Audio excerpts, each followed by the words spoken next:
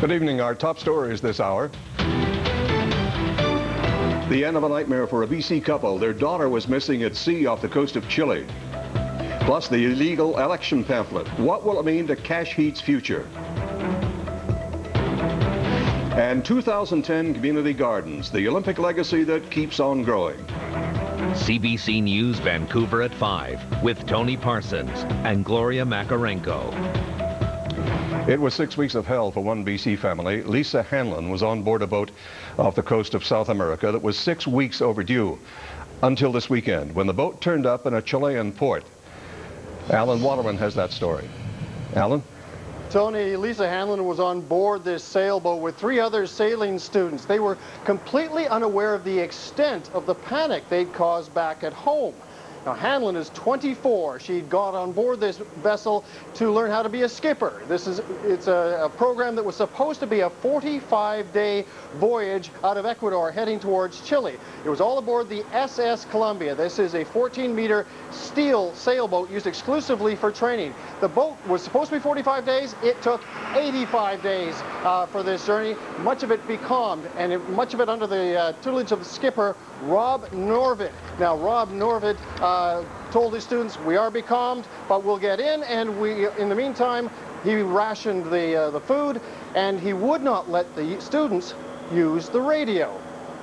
She was sorry, you know, for causing us, or having caused us all this grief, but, you know, we realized it wasn't her fault, and she was trying to send us kind of messages in spirit, I guess, or that, you know, she was okay, but, you know, obviously that didn't work. A radio call or a phone call would have been a lot better. But there have been a lot of complaints about Rob Norvid and his company in the past. We even found a Facebook site with 33 former disgruntled customers who complain that Norvid is very militaristic in his style. This is what they say, and that he is frequently overdue on his voyages. Tony? All right, Alan, thank you. Alan Waterman reporting live. We're learning more about the RCMP investigation that forced Cash Heat to step down as Solicitor General. The investigation centers on brochures distributed while Heat was running in the 2009 provincial election. Kirk Williams has the latest. Kirk? Well, Tony, the allegations focus around the last few days of that 2009 campaign, a time when the fight between the NDP and the Liberals was particularly intense. Now, just days before people in Vancouver Fraserview were to cast their vote, a series of brochures were delivered in the mail targeting the Chinese community, which makes up a sizable part of the riding. They say an NDP victory would mean more crime, gangs, unions, and the clincher, a death tax, preventing you from leaving no opportunities for your children. The brochures did not say who is behind them, so the NDP complained to Elections BC. During the election campaign in early May, we received a complaint that these brochures were being distributed in Vancouver, and a question about whether the brochures were in accordance with the Election Act. And we looked at the brochures, and they were not in accordance with the Election Act because they didn't have the required authorization statement on them. Kirk, Elections BC is concerned about more than just brochures. Yes, definitely. The NDP have filed an affidavit to their original complaint, and this was about a voicemail message that went out just days before the election as well, with a Mother's Day theme, one that reinforced the fact that the NDP would bring in the inheritance tax. It urged voters to think carefully, not to let the NDP exploit them. This, too, did not appear to be an official registered campaign message. All right, Kirk, thanks very much. MLAs, including the Premier, are back in Victoria for the first time since the Heat story broke last week. Heather Robinson has been tracking down their reaction. 3 days after one of the government's top cabinet ministers resigned, the Premier says he doesn't know who is behind those controversial pamphlets, or even if the RCMP has contacted the Liberal Party. I actually know very little about the investigation. I've heard that it revolves around some Election Act activities. It's not appropriate for me to find out, frankly. Solicitor General Cash Heat. The man at the center of this Cash Heat is vehemently defending his integrity, saying he did see the pamphlets in some Chinese media after the election, pamphlets that made outrageous claims about what the NDP would do if it won the election. We had nothing to do with it. I had nothing to do with it. The campaign didn't endorse anything of that nature. We never would. So I was surprised. The government expects it will only be a matter of weeks before we get some answers, and we'll find out then whether or not any dirty politics was played. Heather Robinson, CBC News, Victoria. Strict conditions have been set for the release of a Hells Angel associate facing a series of weapons charges. But police say his club will also face consequences as they increase their enforcement. The club should bear some responsibility for Mr. Stanton's actions. We are therefore serving notice today to the Hells Angels that this level of violence will not be tolerated, and we will be examining our current and future enforcement options with respect to the East End chapter of the Hells Angels. Jewel Ross Stanton will have to abide by a curfew, but the judge went so far as to restrict his contact with all his biker associates, with the exception of his son. He is also barred from wearing any of the biker club's clothing or even revealing his Hells Angels tattoos when in public. Police say their move is being made to protect the public from intimidation. BC's Health Minister says it's a new and better way to fund health care, but the NDP claims the Liberal government's patient-based funding will force hospitals to compete for patients. We need to look at innovation, as we cannot simply spend our way out of the challenges we face. We have to do more with the dollars that we're already putting into the system. This belief that the market is everything, and that two organizations that exist within the same organization, Vancouver Coastal Health, should not collaborate but should compete, is just ideological battlegap.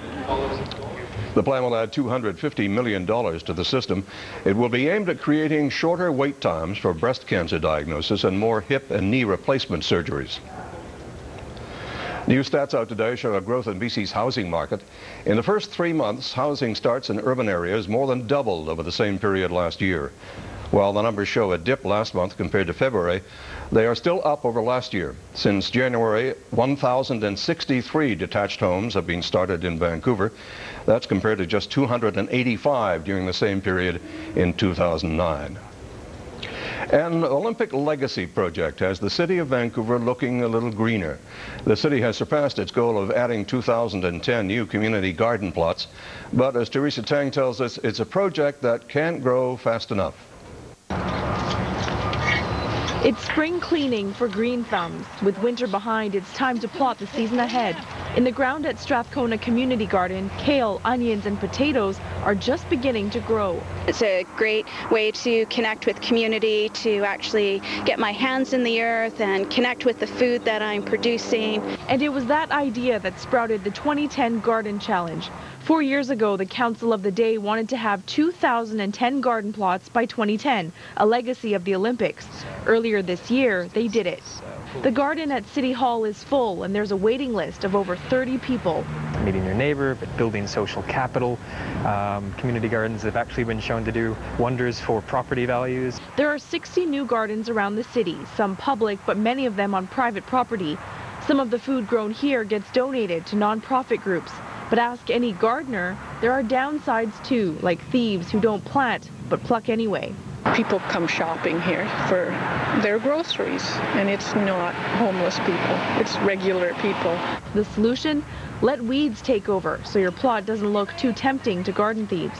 Growing ugly food, I don't grow tomatoes in my community garden plot. The city says community gardens are just one piece of a larger food sustainability puzzle. They say 6 more are on the way. Teresa Tang, CBC News, Vancouver. A ceremony was held today in St. John's, Newfoundland to commemorate the start of Terry Fox's Marathon of Hope. It was 30 years ago today that he dipped his artificial leg into the Atlantic Ocean. Although he didn't finish his run, he became a Canadian icon and changed the course of cancer research. Since that time, Canadians have raised more than $500 million in his name. Gloria joins me now. Tony, I have to say, as you're sitting there reading, I'm imagining all the people at home doing a bit of a double take right now because, yes, you are watching CBC television. Yes, Tony Parsons is anchoring, and we are so pleased to have Tony as part of our BC Vancouver news team as well. And I think it's kind of appropriate, too, that we're coming off this story about Terry Fox's legacy in 30 years. You are a BC icon when we talk about British Columbia News, and you were there covering the story. I remember it well. You have Terry Fox talks. I remember it as well, and it's just great to have your knowledge and experience and your presence, and it's just really a treat to have you here. Welcome. You're very kind. Thank you. I'm happy to be here, believe me. Okay, we'll let you have a little break now. Okay, thank you. Coming up, we've been following that story about the fallout in Ottawa over the resignation of Helena Georges, and Poland is in mourning after a weekend plane crash that killed dozens, including their president.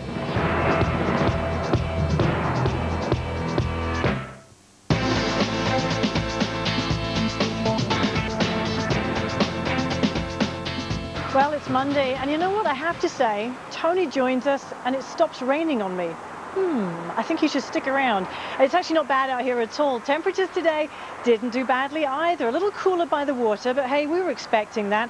There are some showers in and around the lower mainland, just skimming the southern tip of the island. I got to put in a brief risk of a shower then as we go through the overnight period and into tomorrow morning. I'm going to try and clear the skies out a little bit. I may be eternally optimistic, but highs tomorrow to around 13 degrees and hopefully more in the way of dry weather as we head into the next few days. I'll have your 3-day forecast coming right up. Tony, Gloria, back to you. All right, Claire, thanks very much. The federal government is coming under fire following the resignation of a former cabinet minister. Helena Georges stepped down on Friday and is now the subject of an RCMP investigation. Julie Van Dusen has the latest.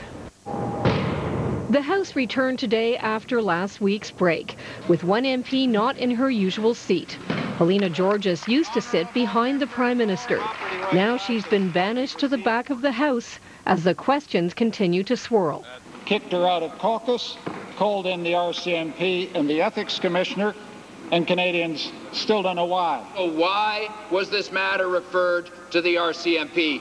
It's alleged Georges' husband, Rahim Jaffer, a former Tory MP, was telling potential clients he had valuable connections, saying that he could access government money from a green fund.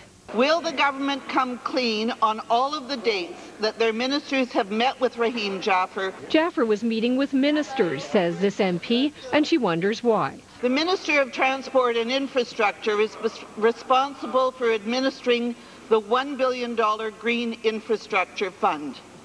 On September 3rd, 2009, the minister met with Rahim Jaffer in Ottawa. What did they discuss? Mr. Jaffer never made any inquiries with respect to anything with respect to this. This Liberal says Jaffer should have registered as a lobbyist. Why do our laws apply to everyone except Conservatives? In Canada, we're all equal under the law. While there is much mystery surrounding the RCMP investigation into Georges, it's a contrast to what happened in the middle of the election campaign in 2005.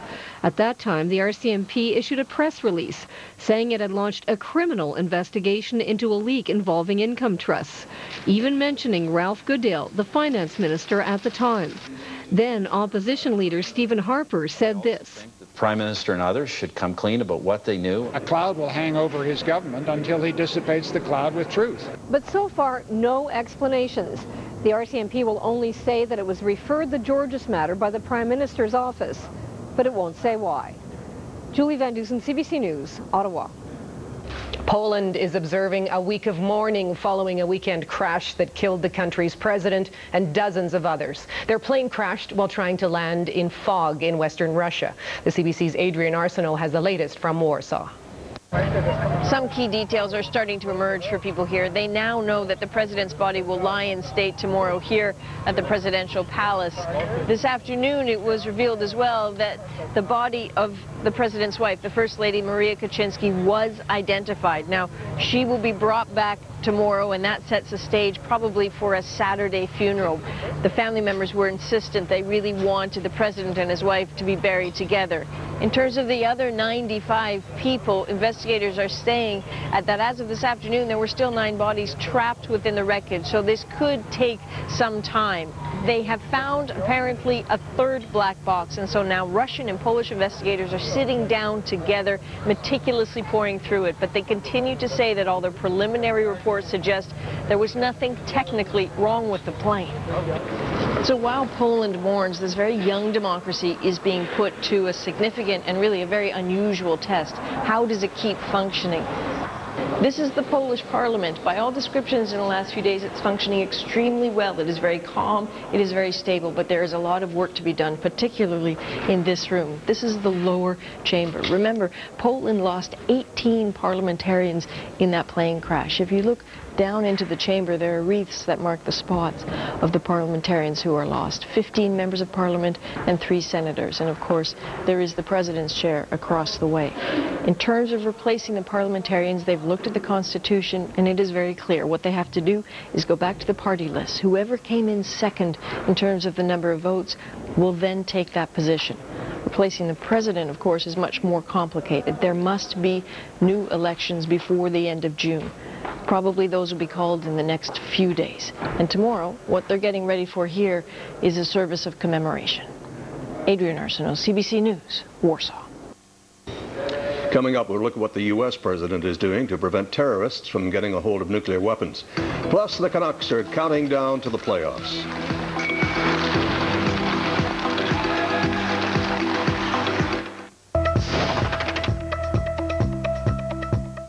Prime Minister Harper has arrived in the U.S. Capitol for a gathering of world leaders. The goal of the Washington summit is to prevent terrorist groups from getting their hands on nuclear materials. Paul Hunter reports. Traveling through the streets of Washington in the Barack Obama motorcade, it's clear security today is super tight in the U.S. Capitol, both on the ground and in the air, as he and other world leaders, including Canada's Stephen Harper, readied for talks on keeping nuclear weapons out of the hands of terrorists. The single biggest threat to U.S. security, both short-term, medium-term, and long-term, would be the possibility of a terrorist organization obtaining a nuclear weapon. It's all about this stuff, highly enriched uranium, the guts of any atomic bomb, scattered around the world in research labs and reactors, which, if stolen, could be weaponized easily. Obama met with early arrivers throughout the day, pressing his case for better security, if not eradication, of such uranium within 4 years. If all of these states, and some of them really do have some nuclear security problems, if they really commit to working on it, I think it's achievable. Immediately, Ukraine said it would get rid of its uranium, enough for several nuclear weapons. Then Canada, which uses it for medical isotopes, pledged to return its stuff, also estimated as enough for several bombs, back to where it came from, the U.S., within 8 years. It's our view that the best thing for all countries to do, not just ourselves, is to return such material to their countries of origin. It's a start, but there's a lot of enriched uranium out there. Around the world, enough for more than 100,000 bombs. The challenge for Obama will be to get a commitment to control all of that from the rest of the leaders here. He's got about a day and a half. Paul Hunter, CBC News, Washington. Now, the first look at sports. Here's Shane. Did we change? Something different? Something. I thought it was your hair, but I think it might be something else. I don't know. It went down to the very end, but we know now who the Canucks will play in the first round of the Stanley Cup playoffs. And at first glance, really, it couldn't have worked out any better, of course. If things go awry between now and next week, we may change our tune. But for the time being, it's all good, as they say in Hollywood. The Vancouver Canucks practicing today. A lot of attention, as always, will be focused on this guy. The playoffs, when they start, the expectations running so high in this city, it's safe to say, as Luongo goes, so goes the Canucks. But the captain won't be the only Canuck under the microscope. After a tremendous season, Henrik Sedin and his brother Daniel will be expected to carry their fine play over from the regular season.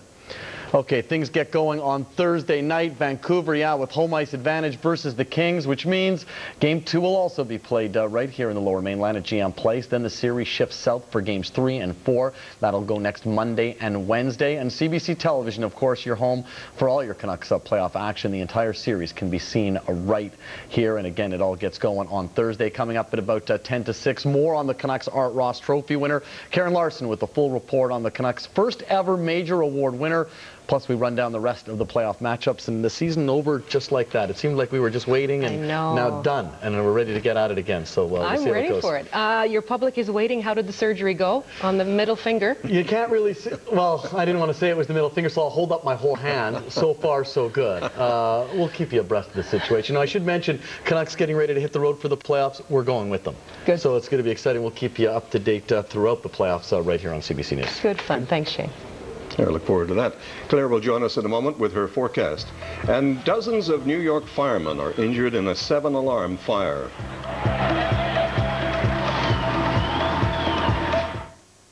It's a familiar story. You buy your new condo off the plans, you pay full price, but then you learn the unit was overpriced and some of your neighbors were secretly given huge discounts. Is it a case of buyer beware, or do you have a legitimate gripe? We find out tomorrow on the early edition. A deadly train derailment in northern Italy this morning. 9 people were killed and 28 injured when a slide pushed the commuter train off the tracks in the Italian Alps. The slide was a rush of water and mud caused by a sudden break in an irrigation pipe. It was only trees along the track that prevented the rail cars from falling into a river below. And in New York City, 30 firemen were injured, mostly from smoke inhalation in the course of a 7-alarm fire in an apartment building. 3 of the people who lived there were also injured, including 2 elderly people who were in critical condition. It's not clear what caused this fire in the city's Chinatown district, but it spread through a shaft to the roof. It involved 3 other buildings before being extinguished. Claire Martin's back with the weather now. Claire? Thanks very much, Tony. Thanks very much, Gloria. Not a bad day out there. Shane was whining because the cloud has moved back into the city, but we really got away with a fairly pleasant day.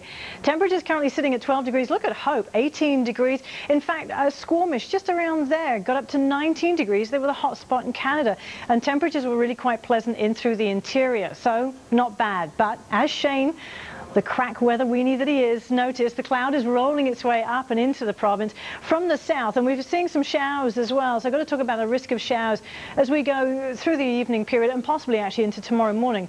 Still bright in through the interior and really not much in the way of weather off coast, but it's the feed from the south that is going to keep us fairly cloudy as we go into the next 24 hours. Take a look outside. Despite the cloud, it's a really nice evening out there. In fact, that cloud is going to act a little bit like a blanket. So sitting at 12 degrees, and temperatures tonight are definitely going to stay on the mild side. A bit of a southwesterly breeze as well. Your forecast map then. Let's go into the next 24 hours. Major weather maker sliding its way into the prairies, bringing snow to much of east central Alberta. This little guy is sort of rolling its way up and in from the south, and it's weakening as it does so. I've sort of faded it out by the time we get into 9 o'clock tomorrow evening. Still some patchy showers around and a fair amount of cloud around the lower mainland. Out on the island, more in the way of sunshine, but temperatures taking a little bit of a drop because of that cloud. So here's your high for Tuesday then. Going to go for a high of 13 degrees. I've got to put in a risk of a shower, still lingering in the morning, but hopefully more in the way of sunshine in the afternoon. Wednesday and Thursday are both looking fairly cloudy. I'm going to keep Wednesday dry. Temperatures still coming in around that 13-degree mark, pretty much seasonal. And then as we go into Thursday, there's just a chance of a morning shower. Highs again to around 13 degrees, and your morning lows coming in at around the 6-degree mark. As we go into the next 5 days, the trend is still very similar, so nothing too dramatic in the forecast. That is your latest forecast. CBC News Vancouver at 5:30 starts right now. Welcome back. Our top stories at 5:30. Seeking shelter, why hundreds of homeless people could soon be out on the street. Plus the pipeline proposal that's fueling anger in Richmond. And Toyota troubles that date back more than 5 years. CBC News Vancouver at 5:30 with Tony Parsons and Gloria Macarenko. A dilemma tonight for Vancouver's homeless and advocates working to house them. New shelters that took people in during the winter are about to close. Now the question, where will 500 people find a new home? Tim Weeks has our story. Fraser is currently living in a homeless shelter. He says it wasn't always that way. I had a high-paying job, had the house in the suburbs, the split rail fence, 2 cars, place in the country. I used to volunteer at shelters. I never thought that I'd be living in one. Soon he won't even have that. The shelter he's in is scheduled to close later this month, along with 6 others. That means 500 people could be back on the street. Many at the Northern Street Shelter say they'll start up a tent city. You have to go somewhere. So you have to sleep somewhere. This morning, homeless advocates called for better solutions. They said if the homeless are forced outside, they still deserve shelter. We are calling upon members of the public to help address the scheduled closure of the shelters by sponsoring red tents and red tarps for people who have no place to go inside, to camp outside. Others say the closures will put even more pressure on the shelters that remain open. You are probably going to see an increase in the clients at the First United Church, which is already overcrowded, and you are going to have a riot. At First United Church, they're celebrating a new washroom and shower. They're not anticipating riots, but they are anticipating problems with space, staff, and security. It becomes an opportunity for those who have malicious intent. So it's not workable for us to take another 100 people in here on a regular basis. The city says it's doing its part. What we've said very clearly is that we have capacity to provide land and buildings for this type of interim, temporary housing, and that's what we're putting on the table with the province. The province says it's spending $560 million this year to fight homelessness and is working with people in the closing shelters to help them find other housing. In tough times, shelter residents say life on the street is closer than most people think. It can happen to anybody. Tim Weeks, CBC News, Vancouver. Police are looking for help finding a woman who walked away from a Burnaby medical facility. RCMP say doctors are concerned 50-year-old Catherine Lafont may harm herself. She's 5 feet 7 inches tall, 160 pounds, with short brown hair and brown eyes. Lafont was last seen on the weekend when she left the facility on Willingdon Avenue. If you see her, you should contact Burnaby RCMP. Grief counselors are at 2 Prince Rupert high schools after the body of a 16-year-old girl was found over the weekend. She has now been identified as Emily Rose McLean. RCMP say her death appears to be suspicious and an autopsy will be conducted this week. McLean's body was found partially submerged on the Prince Rupert waterfront on Saturday. Richmond residents are feeling the growing pains of Vancouver's International Airport. An expansion may mean putting a jet fuel pipeline through their neighborhoods. Lisa Johnson joins us live from Richmond. Lisa? Well, Tony, I'm on Bridgeport Road in Richmond, which, as you can see, is a busy street with houses on both sides, and this is one of the proposed routes for that jet fuel pipeline. We're talking about a pipeline about 30 centimeters or a foot in diameter, buried underground, stretching from the south arm of the Fraser River out to YVR. Now, the reason this pipeline is needed, according to proponents, is that the airport does have plans to expand and needs more fuel. YVR has actually been looking for new ways of getting jet fuel over to Sea Island since the 1980s because the existing pipeline coming from Burrard Inlet, stretching through several municipalities, just doesn't have enough capacity. They're already trucking in jet fuel every day from the United States. This new pipeline would carry about 4 times as much fuel as the existing one, but some Richmond City councillors are saying that the residents along these routes have not been consulted enough. What would you do if you were in your home and something was coming by your front door or beside your yard?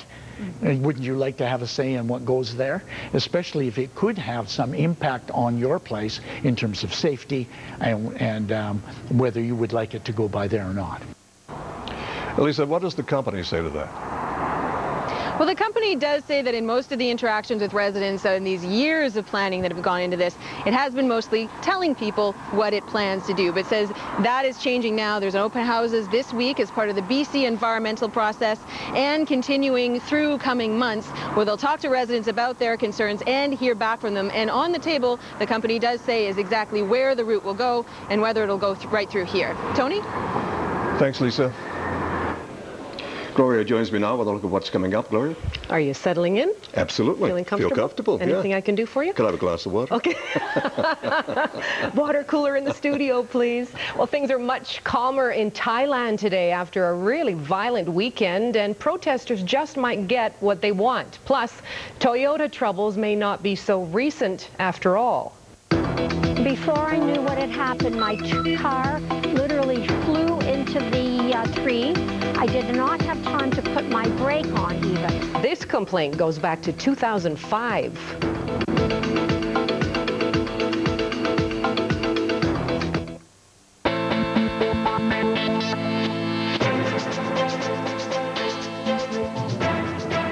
Wow, lovely shot of the Lions there. We've got a deck of mid-level cloud in and around the lower mainland, but that's going to act like a blanket tonight, and temperatures will remain quite mild. Speaking of temperatures, take a look at the live conditions right now, sitting at that 15-degree mark in Abbotsford. Look at Agassiz, up at 16 degrees. Hey, parts of the lower mainland were the hot spots in Canada today, so it was very pleasant out there. We do have some patchy light showers showing up in the southern tip of the island, in and around Chilliwack, and I've got to talk about a risk of showers then as we go into the overnight period. In fact, possibly lingering into tomorrow morning. But look at the temperatures, a far cry from the frost threat that we were talking about last week. Tonight, overnight lows down to 8 in the city. The rest of the province isn't quite as mild and as pleasant. I'll have a provincial forecast coming right up. Tony, Gloria, back to you. Okay, Claire, thanks very much. You're welcome. Protesters in Thailand are celebrating today despite violent clashes with authorities over the weekend. They now have some key support in their demand for new elections. Jennifer Westaway reports. A big turnaround in a scant 24 hours. The red shirt protesters once again jamming the streets, this time in celebration. Cheering that began on the heels of a decision today by Thailand's Election Commission. It found that the ruling Democracy Party had taken illegal donations. If the Constitutional Court agrees in the coming weeks, new elections are in the offing. Good news for the red shirts and a lot of local businesses. Well, everybody, want it end as soon as possible. Tour operator Pachara Permpoon says the protests are scaring away visitors. Mostly it's family people. They're from Europe, like Sweden or Scandinavia, because they worry about security for their own people. The bloodbath over the weekend worried more than tourists. Today, the chief of the army said he too would support early elections if it brought an end to the turmoil. And here, where many died just 2 days ago, some were ready to move on. The Songkran Water Festival, the Thai New Year, begins tomorrow, but tourists and locals alike were getting a head start. Everybody sprayed each other with water. Everybody seems to be forgetting what's going on over there, so it's awesome. All the hoopla may be premature. The Prime Minister has not agreed to new elections, and it could be weeks before the courts decide on the matter. But the red shirts believe victory's in the offing. Jennifer Westaway, CBC News, Bangkok.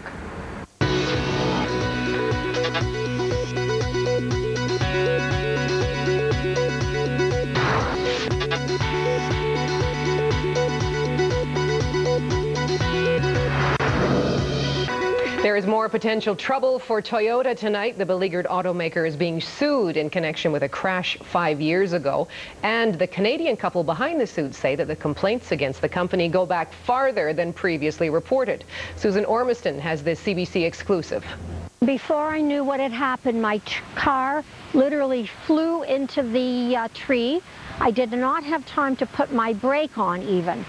And my car was totaled. I went straight into the tree. It's been 5 years, but Canadian Karen Steckel hasn't forgotten. Driving on a Florida street, she accelerated, but says her car lurched erratically. The Lexus ES330 was a write-off. As soon as I hit, the airbag imploded, the seatbelt locked, and it was a nightmare. That's all I can say. Karen and her husband are suing Toyota, claiming it knew about widespread transmission problems and failed to tell. 4 times the Steckles took their car to a Toronto area dealership, complaining of hesitation. Documents filed in court suggest the Steckles weren't alone. Minutes from a Toyota technical meeting in 2004 acknowledged that dealers warned of a franchise-threatening problem. The customers were complaining of hesitation, jerking, and lurches, and that dealers were shielding the company, hoping for a fix. Otherwise, the buybacks will be astronomical. Toyota Canada's national technical manager said he didn't think the transmission shift quality on the Lexus 330 was acceptable for the Canadian market, but that it wasn't a safety issue. Here are your splints. Steckles says she still suffers from the legacy of some of her injuries. Thoroughly, thoroughly, thoroughly disgusted. They are admitting that they have problems. Their engineers should have said to themselves, what are the possible ramifications? What could happen if one of these cars really lurched? In its defense, Toyota says that any accident was caused by driver negligence. It told CBC it is vigorously defending this case and confident it will be judged on its own merits. This lawsuit is already into its 4th year. Susan Ormiston, CBC News, Toronto. Very soon we'll be in the grip of playoff fever, won't we? It's exciting, and I have to say I had a friendly bet with my son. I picked Henrik Sedin in the scoring race. Oh, look at you. You've got your... No way, Mom. Winner. It's going to be Ovechkin. How much did you take from the little kid? Well, going in, I said $5, and then when he thought he was winning, he upped it to 20. So you tell me. I think it should be 20 now. You're going to be docking his allowance, exactly. It is. We're finally set for the real season, and this just in. Yeah, the Leafs still didn't make the playoffs. We'll run down all the matchups for you coming up. Plus, of course, as Gloria mentions, hammering Hank. Absolutely. Henrik Sedin, well, he makes history. Sports, that's coming up next.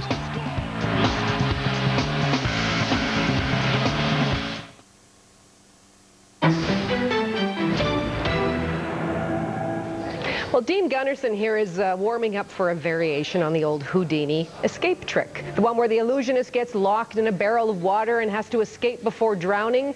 Well, this is Winnipeg, so Dean is doing it in beer. Labatt's beer, for the record.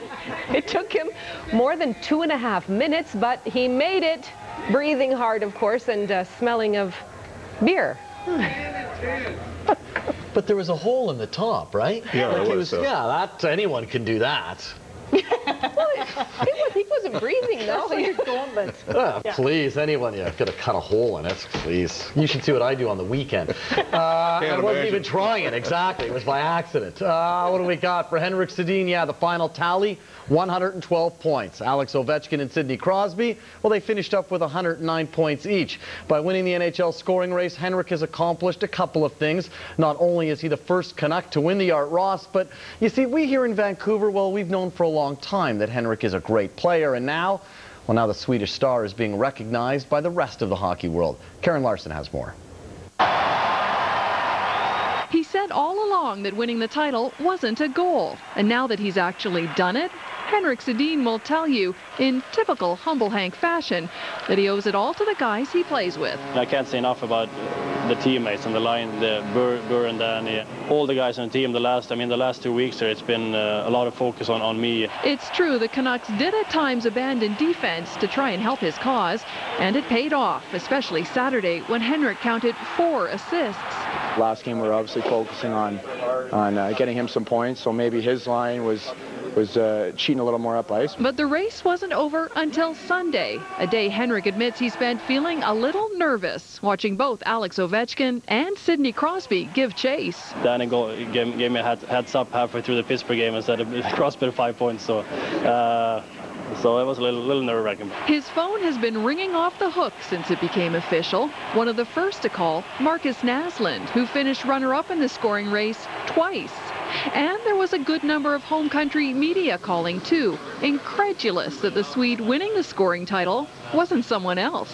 They were surprised, I think, with how it ended. I mean, there's a lot of good Swedish hockey players over here that plays for other teams, and I think they expected maybe a couple of those ones to be up there. It's kind of the way it's been for Henrik, the unassuming twin whose sublime skills as a setup man has allowed him to escape the spotlight until now. Karen Larson, CBC News, Vancouver. Well, congratulations to Henrik Sedin, and it appears the Canucks, well, their fans got exactly what they wanted, a first-round matchup with the LA Kings. Now, a couple of positives jump to mind right off the bat. First of all the games will be played in the Pacific time zone, which means no sneaking out of work early to catch that 4 o'clock puck drop. And second, the last meeting aside, the Canucks, well, they fared pretty well against a young and inexperienced Kings team this season. Let's take a look at the tail of the tape. Vancouver, well, they finished 3rd in the West while the Kings were 6th. However, as you notice, just 2 points separating the teams in the standings. The Kings and the Canucks, well, they met 4 times during the regular season. Vancouver won the first 3, while LA took the finale, and that was a game, of course, most Canucks Canuck fans would like to forget altogether. So the Canucks take on the Kings, but up until the very last minute, it appeared Vancouver would play Detroit or even Nashville. The standings were that tight. With all the games now in the books, the matchups are set. Here's a look at how things line up heading into the postseason. Okay, so first in the West, the Sharks take on the Avalanche. You'll be able to see Game 1 of that series right here on CBC. That's Wednesday night starting at 7:30. Elsewhere, the Blackhawks will battle the Preds. And of course, we have already talked about the Canucks and Kings. Game 1 Thursday at 7 o'clock, part of the Hockey Night in Canada doubleheader. And then the upstart Coyotes take on the Red Wings. Let's check out the East situation. The Habs, they're going to have their hands full with Alexander Ovechkin and the Capitals. The Devils take on division rival Philadelphia. CBC will have Game 1 between Buffalo and Boston. That goes Thursday at 4 before the Canucks game. CBC will also cover the Pittsburgh-Ottawa series. That one gets going Wednesday at 4 o'clock. Well, after dropping their opening game of the season in heartbreaking fashion, the Toronto Blue Jays, well, they've caught fire. Winners of 5 straight. The Jays holding their home opener tonight as they welcome the Chicago White Sox to town, and things not getting off to the greatest of start for the Jays. Yeah, this is, what do we got, the second inning, and before you know it, it's 2-0. That's Andrew Jones, formerly of the Braves. 2-zip for the White Sox. Toronto, though, they would respond in their half of the second. John Buck, no doubt about this one, a 2-run blast of his own. This one into the fourth deck in left field. Monster shot, and we're all tied up. Now the Jays are down 4-2 in the third. Adam Lind at the dish. He's going to single through the right side. That's going to cash 2 more. And the game's all tied up again. Now we're knotted at 4. Now Vernon Wells coming off a disastrous year. A little bit better this year. Gloria, Kajaka. Vernon Wells, our first Kajaka of the season, and it's a big one. Vernon Wells' 5th home run of the season. 6-4 Jays leading at that point. It is still 6-4 Toronto. They are playing in the 6th inning. Okay, a couple of tidbits. The Vancouver Giants are on their way back to Portland. Game 6 of their second-round playoff series versus the Winterhawks. That's slated for tomorrow night at 7. Vancouver leads the series 3-2. If a 7th and deciding game is needed, it will be played Wednesday in Portland as well. Now, coming up at about 6:25, our play of the day. Tonight's hint, a thing of beauty. A thing of beauty. A thing of beauty. I like that. And I'm not talking about my haircut. It's totally different And you have to ease Tony into the Kajaka. I was just going to say Kajaka. Is Shane okay? I've got so much to learn. Someone get the, I can't, what do you call those? They carry them in. The defibrillator? Yes, the defibrillator. Thank you.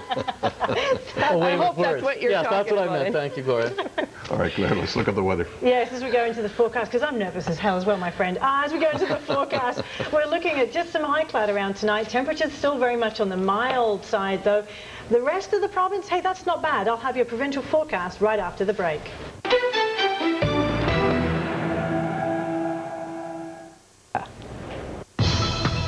Rebecca Cooney has multiple sclerosis, and her disease is getting worse. I'm just worried that I won't be able to feed my kids or you know, take them, do basic things with them. She's anxious to get access to a controversial new treatment that, if it works, could keep her condition from progressing. But the surgery is not available in Canada, and it's difficult even to be diagnosed. She had to pay more than $2,000 at a private clinic for these images of the veins in her neck. They appear to show a constriction, and that matches the new theory that blocked veins could be causing some MS symptoms. Rebecca wants to have her veins unblocked, but most doctors have never even heard of the condition. I mean, they're not embracing this with as much enthusiasm as you would expect. I would have thought they would have been much more intrigued and much more proactive in participating. Yasmin, what's the message going to be on these placards? For this group of people with MS, science is taking too long. They're organizing a protest to demand immediate access to the treatment. It's not moving fast enough. We don't need to do any more science. Neurologist Dr. Jock Murray says research takes time. And we do hope that this, in fact, will have some benefit.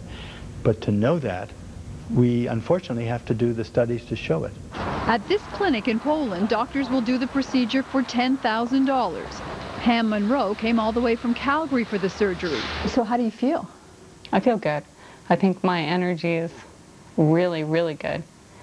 The Canadians who managed to come here for the procedure are at the head of a line that is growing longer every day. The Polish clinic is booked through to the middle of next year with desperate MS patients who are not prepared to wait for science to decide if this is a safe and effective treatment.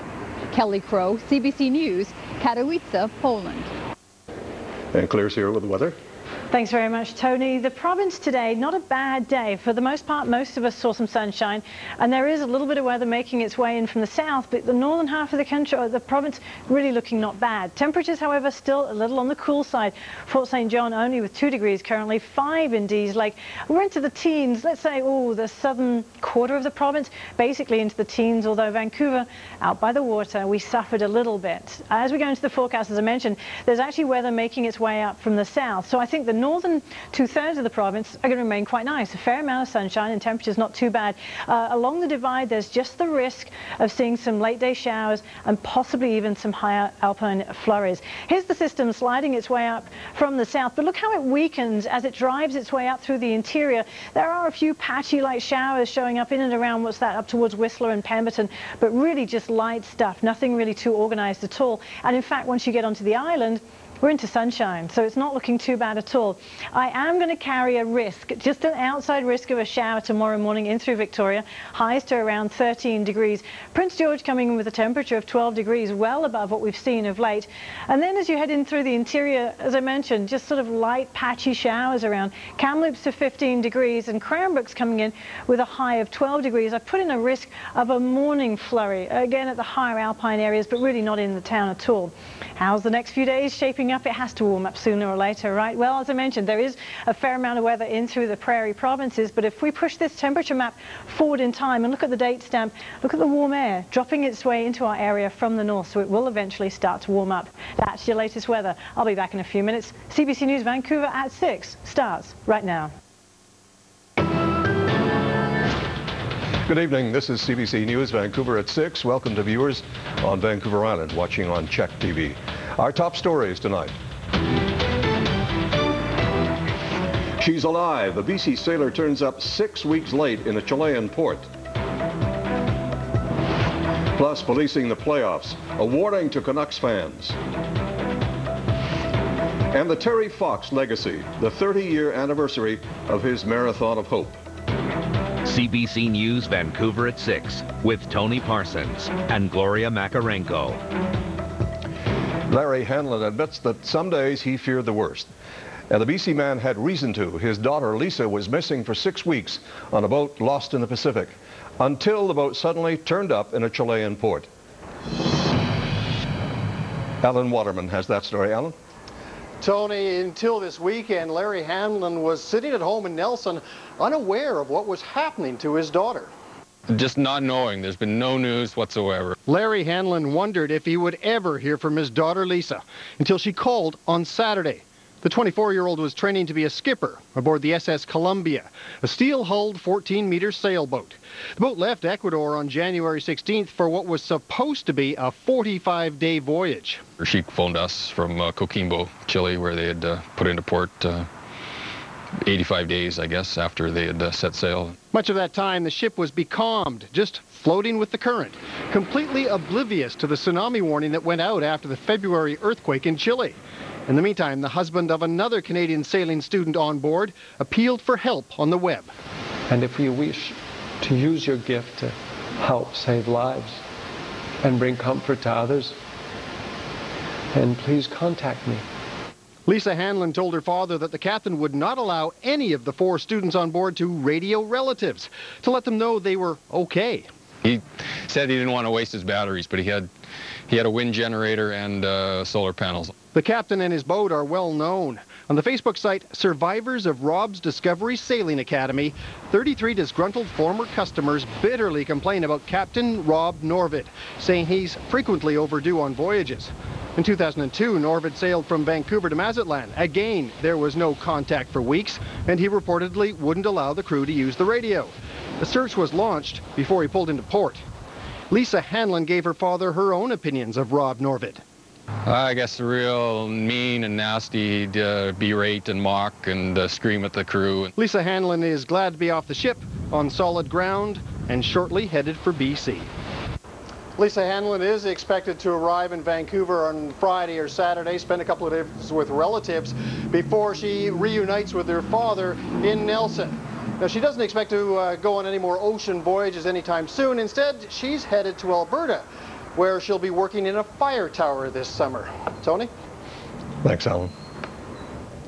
New details are emerging tonight about the investigation that forced Cash Heed to resign as Solicitor General. The investigation is focusing on a controversial election brochure distributed in Heed's riding during the 2009 provincial election.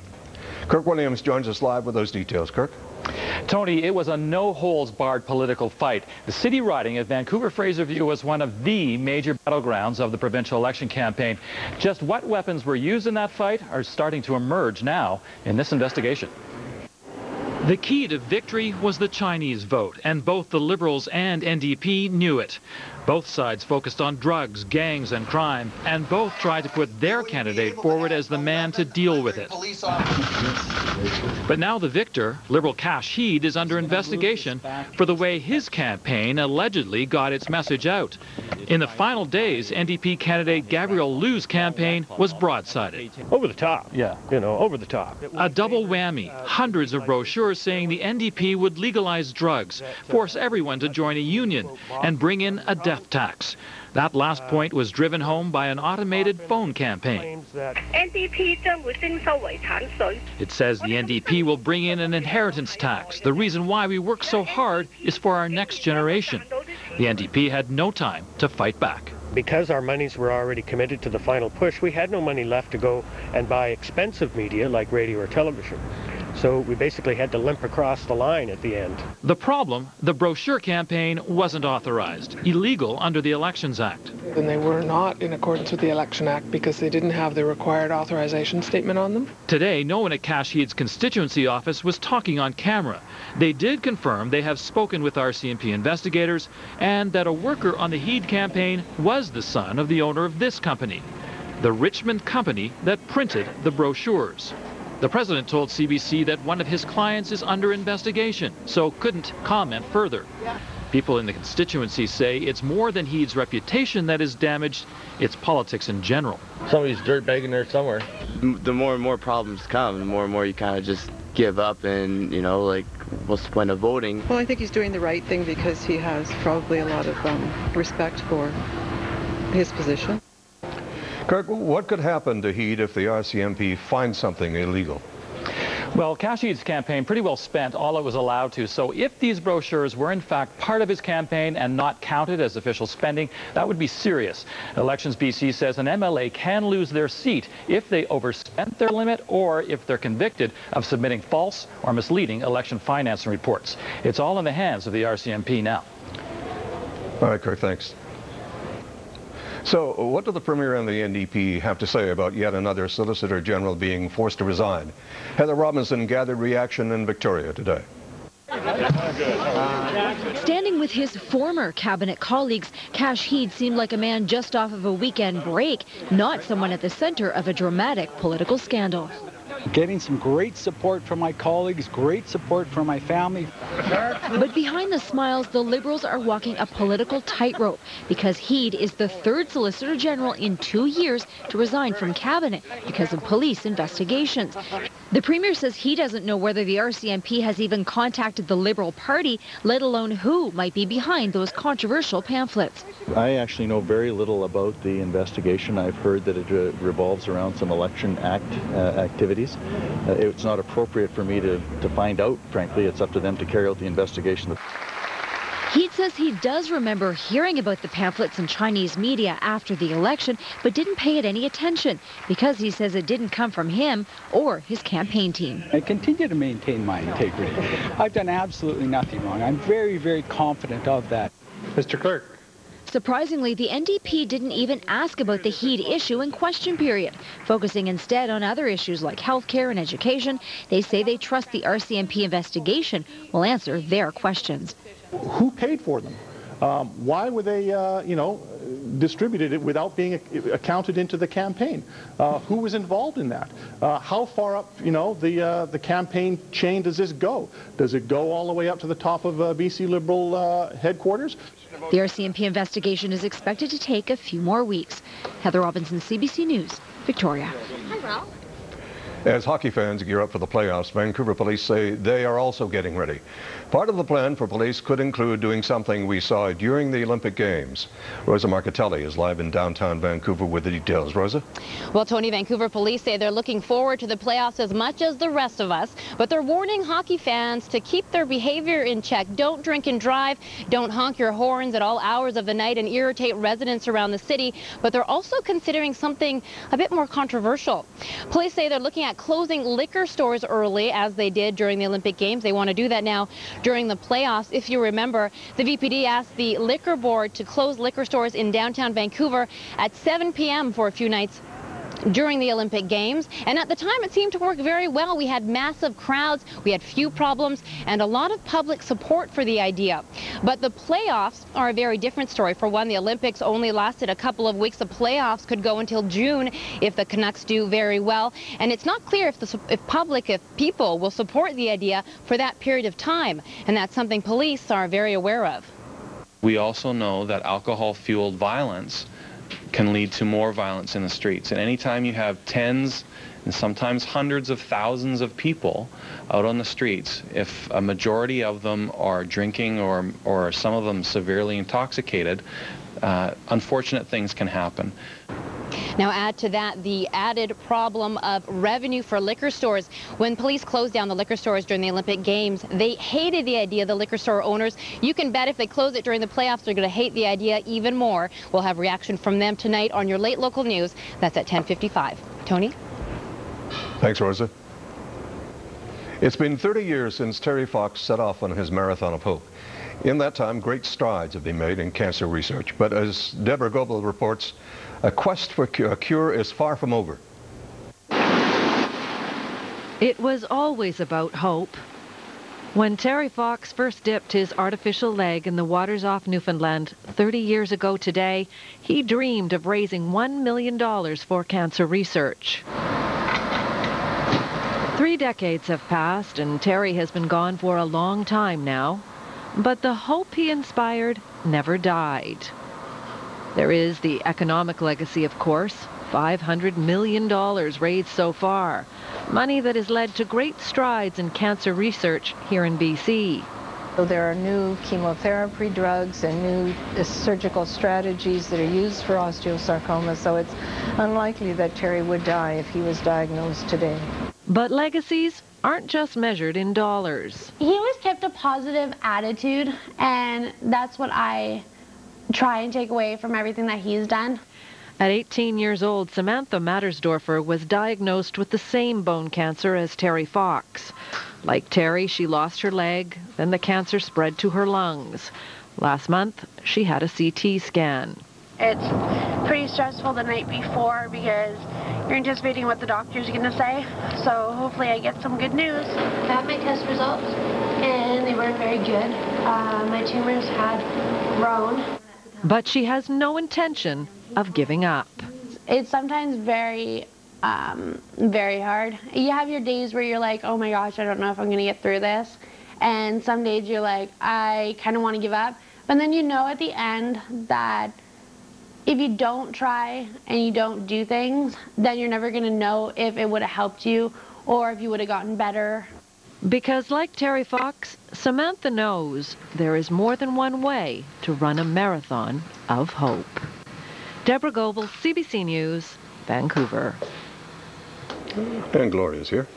And I just want to say what a pleasure it is to welcome you to the CBC News Vancouver team. It really is great to have you sitting here beside me. I mean, I've been watching you for 30-plus years, Tony. I never thought You had to say that, didn't you? Well, yeah. I mean, I've been in the business for more than 25 myself, you know, but you've just been such a constant presence in the Vancouver news scene, and it's really a treat to have you next to me. It's great to be here and be a member of this team, believe me. Well, I know you're also still a member of the Czech news team over in Victoria, so we would like to say a special welcome to our Czech viewers in Victoria as well, and we've got much more coming up.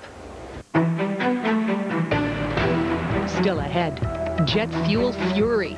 Some Richmond residents reject the idea of a pipeline in their backyard. And learning online. I thought, oh, this will be kind of neat, there'll be a little website, and I was just blown away by it. It's really amazing. What it means for the student-teacher relationship. CBC News, Vancouver at 6. local news that matters to you.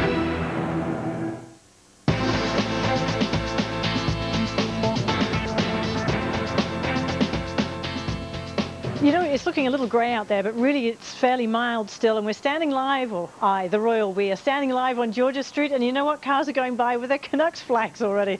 Gotta love the playoffs, right? Sure sign of spring. Take a look at the live conditions. Temperatures sitting at 15 degrees in Abbotsford. I'm going to show a little shower in and around the Chilliwack area. We've got a few light sprinkles making their way up from the south, and they'll carry through patchy, scattered sprinkles through the overnight period and into tomorrow morning. But look at the overnight lows, remaining very much on the mild side, and a big welcome to everybody in Victoria. Your overnight low down to around 6 degrees. The next 5 days, I'll have that in about 10-15 minutes. Gloria and Tony, back to you. Claire, thanks very much. Richmond residents are facing the prospect of a jet fuel pipeline running right through their neighborhoods. The plan emerged as Vancouver International Airport prepares for expansion. And Lisa Johnson joins us live now from Richmond. Lisa? Well, Gloria, I'm on Bridgeport Road in Richmond, and people in these houses already have to cope with planes flying overhead. Now they're facing the possibility of a jet fuel pipeline running below, and some Richmond City councillors say the residents here haven't had a say in it. First thing is consultation, second thing is safety, third is environment and the impact on fisheries, and also the potential of a spill.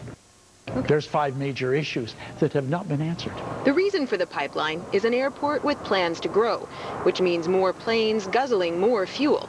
Right now, most jet fuel reaches YVR via an older pipeline that starts at Burrard Inlet and stretches 40 kilometers to the airport. About 20% of it is trucked in from the States. Proponents say in 2 decades, up to 200 trucks a day would be needed to haul fuel here to meet demand. The new pipeline would carry fuel brought by barge up the Fraser River. It would cross Richmond, likely up number 5 and Shell Roads, before pumping the fuel to YVR. That means more fuel at better prices, says the project manager. By doing this project, we open ourselves up to an international marketplace of available supply. But Bill McNulty worries about the environmental impact of those barges on the Fraser. I'm more concerned about any spill. I'd like to be assured that there will not be. And if there was one, we could handle it quickly, or they could handle it quickly and clean it up with no environmental impact. The pipeline company says it will address those concerns and hear from residents about safety at open houses that start this week. We have a pipeline going through Richmond neighborhoods right now, and it's been operating safely for 40 years. It's just not big enough. So the one we're proposing is a little bit bigger, and you know, we've got the benefit of modern installation and materials and technology to make it perfectly safe. So Lisa, ultimately, what kind of a say will the residents have in all of this? Well, the company says people will get their say in the public consultation process that starts this week as part of the BC environmental assessment and will continue for some months. And they say on the table will be just where the pipeline will go, as well as those other environmental concerns. But what's still not clear at this point is just what role that public input will play in the final decision. Gloria? Thank you. That's Lisa Johnson live in Richmond tonight. Well, coming up, learning online. It's convenient, but what does it mean for the student-teacher relationship?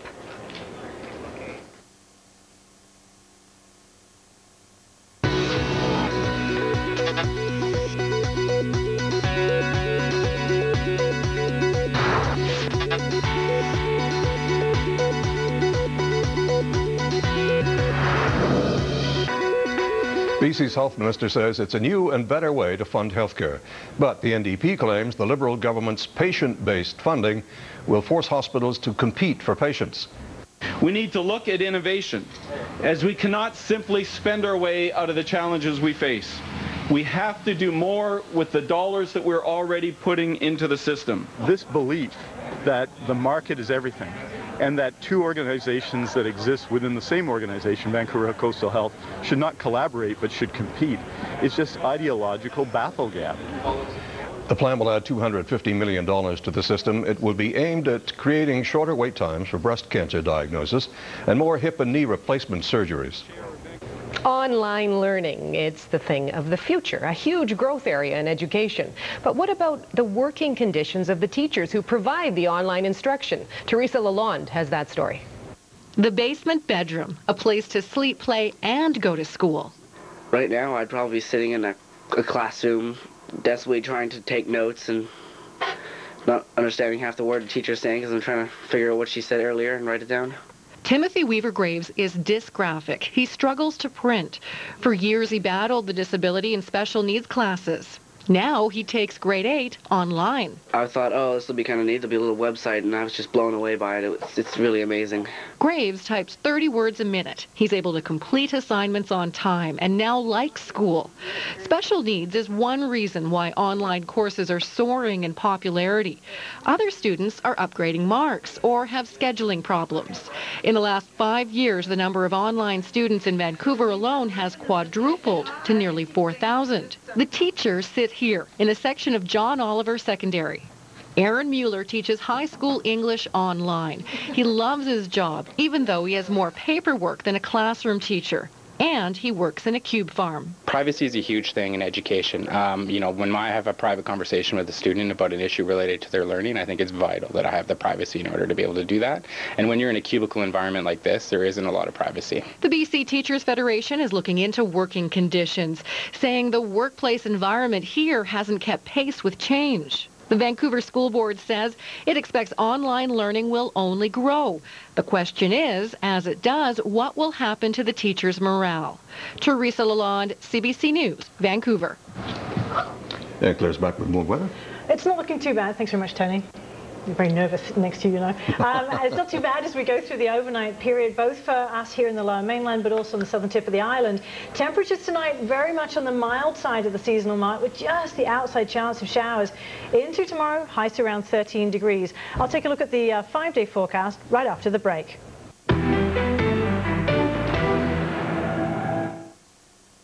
Stay tuned. Coming up on CBC Television, find out what the neighbors are up to on Coronation Street. Then buy a vowel, spin or solve on Wheel of Fortune. And at 7:30, join me, Alex Trebek, for Jeopardy on CBC Television. For a great music mix you won't hear anywhere else. Radio 2 Morning with Tom Allen. On the new CBC Radio 2. Everywhere music takes you.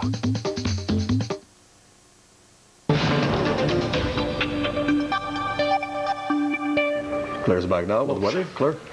Thanks very much. You took Shane completely as surprised, by the way. Yeah, weather first. As we go into the forecast, thanks very much, Tony. As we go into the forecast, there is a little bit of weather sliding its way up from the south, and you can see in green, you can see the showers in and around parts of the Lower Mainland, especially around the valley, but also along the southern tip of the island. Oh, what's that? Around Souk, I expect to see just some patchy light showers. Into tomorrow, and that's going to continue. We do have a fair amount of sunshine showing up in through the central portion of the province and northwards, but the weather is coming at us from the south. The good news is that it's going to remain mild because it's coming at us from the south.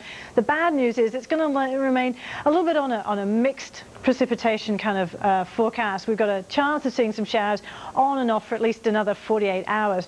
This is the reason why I've drawn a little front in through here, but really as we go driving its way in through the overnight period, you'll notice this feature kind of weakens into sort of nothing. There's a few light showers left behind, and even a chance of seeing some precipitation in through the eastern sections of around, say, Cranbrook, but that's pretty much it. Outside of that, it's not looking too bad.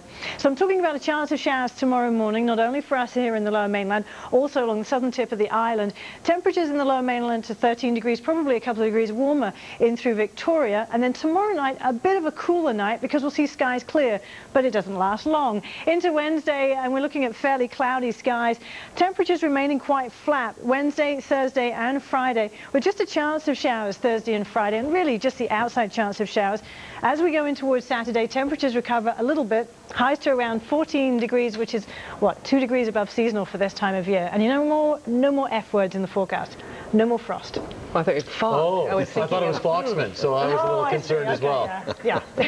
All right, Claire, thanks very much. Now we have to tell Shane you're in the shot. Okay, I wasn't prepared. So many things changing. It's hard for me to keep track of what's going on. I remembered the clue. What was it? A thing of beauty. Oh, very nice. Exactly. That was our clue tonight, play of the day. So finally tonight, it took 82 games, but it was well worth the wait.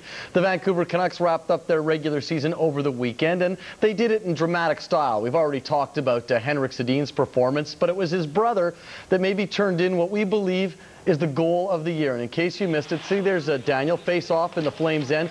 Watch this, Christian Ehrhoff, the shot, the no-look one-touch pass by Henrik. Now, it happened so fast. When we slow this down, it's going to blow your mind if you haven't seen this. Watch this again. Thank you. So there's the pass. Watch Henrik. He's got his back to his brother. Just tips it. And then between his legs. One more time in case even that happened too fast. There it is. To watch the pass by Henrik. He doesn't even see his brother there. Tips it. And then Daniel between his legs. Nice. Looks like he plays for the Regal Beagles. That, without a doubt, is our play of the day. Tony will learn what the Regal Beagles are later. And yeah, so just the start of what we hope will be more to come as the playoffs get started. That was a thing of beauty. Absolutely. Very aptly aimed as well. Wow, this is kind of our first little family gathering now, huh? Yeah, that's great. Great. I enjoyed it immensely. Look forward to tomorrow. Yeah. I can come back tomorrow. You can come back tomorrow. We're going to do it again beginning at 5 o'clock, and we hope you will join us too. Have a great night. Rosa Marcatelli has your next news at 10:55. Good night.